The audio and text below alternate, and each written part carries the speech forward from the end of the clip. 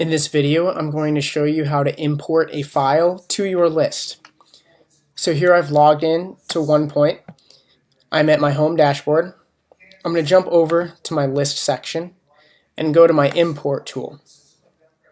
Here I'm going to select which list I've created in OnePoint I want this name of files to be added. So I will choose the list that I created in my previous video, which as you can see currently has 0 subscribers. I'll click OK. I should also note that you can add names when you're importing a file to as many lists as you'd like. If I wanted to add this list to the list called R. McGuire, I could do that as well. I will select my file, which I have named Help Guide List. Select your file type. In this case, I'm using an XLSX file. In my file, I have column headers, so I'm going to select this box and then go ahead and map it.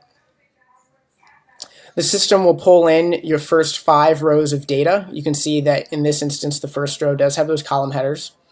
And the system has automatically detected, based off of those header names, that the first column is in fact your email address, the second is your first name, the third is your last name. State of residency, I'll go ahead and map to the field state.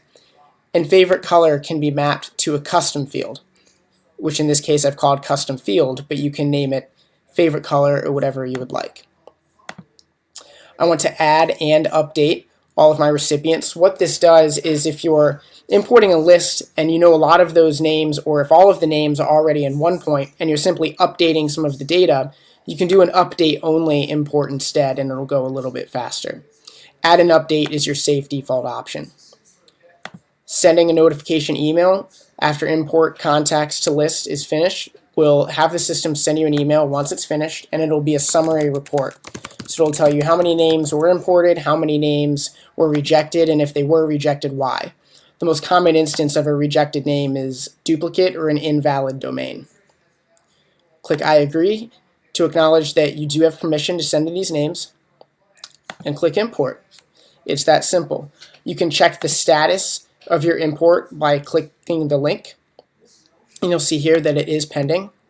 Or vice versa, if I go to my lists view and I click the list which I just did the import to and click view, I can also see that import history pending.